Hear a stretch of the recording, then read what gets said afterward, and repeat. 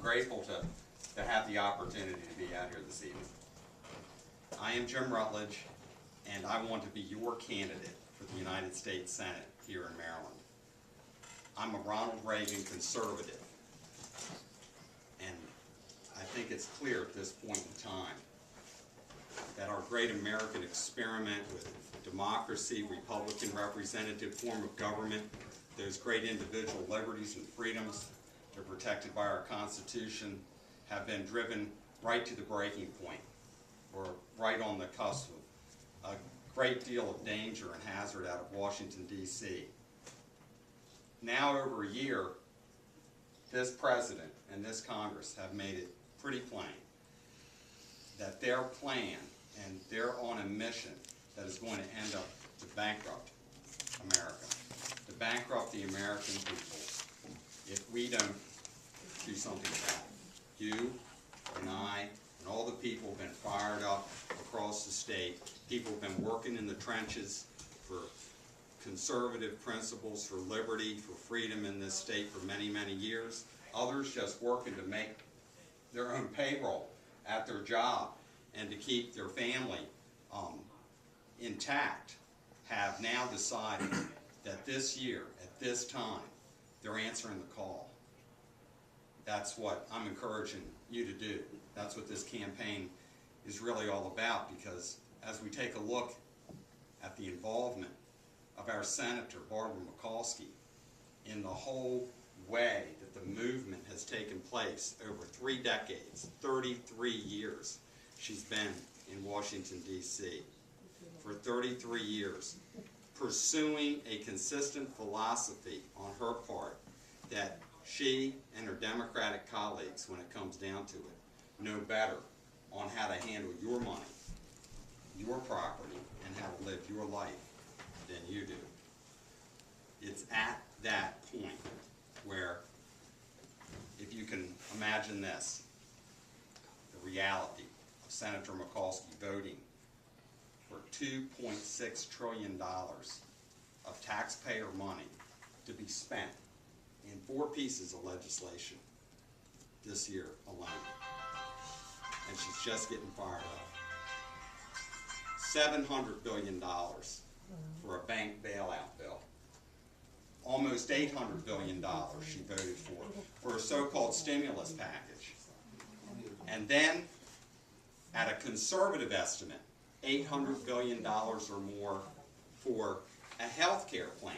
A health care plan that not only will be outrageously expensive and no doubt far exceeds the budgetary predictions that they have, but that she has supported a plan that would invade that very precious relationship between the physician and the patient, that would drive our healthcare system into a bureaucracy that could lead only to rationing of healthcare and a lower quality of healthcare. You pile that on top, and Senator Mikulski couldn't resist to vote to authorize another $300 billion just to raise the debt limit so that earmarks and pet projects of her and her colleagues could continue to be funded on the backs of not just you and I as taxpayers, but on the future generations. $2.6 trillion in spending she has voted for. And that's just 1 year out of 33 years in Washington, D.C. Wouldn't you hate to see the total package? But again, in spite of all that, the march goes on. The march to take away the destiny of your economic future and put it in the hands of government bureaucrats, politicians in Washington, D.C. She has long ago forgotten where she came from. So what do we have to show here in Maryland after all that spending? Many counties in this state have double-digit unemployment now. The unemployment rates have doubled across this state and across this land. Here in Montgomery County, in a lot of ways, somewhat similar to Harper County, where I'm from, there's been a prosperity. There's been government jobs to help support people. We have the base realignment coming into Lower Harford County, so we've been a beneficiary of some of that. Our unemployment rate right now up in Harford County is over 7%. Here, it's a little over 5%. I was just down in Ocean City where it's top 14% in Worcester County just last week.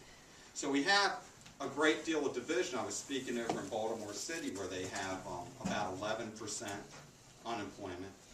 So you can see the results on the unemployment have risen dramatically, and the division within this great state is becoming more and more pronounced under these policies that are dividing a state that has a great amount of resources, both natural resources and its people, that need to be pulled together and unified. The foreclosure rate this year is just astounding. So many folks who had lived the American dream to own their own home have lost that in foreclosure. Rising real estate property tax rates because of the real estate bubble has driven many to the foreclosure and the bankruptcy courts.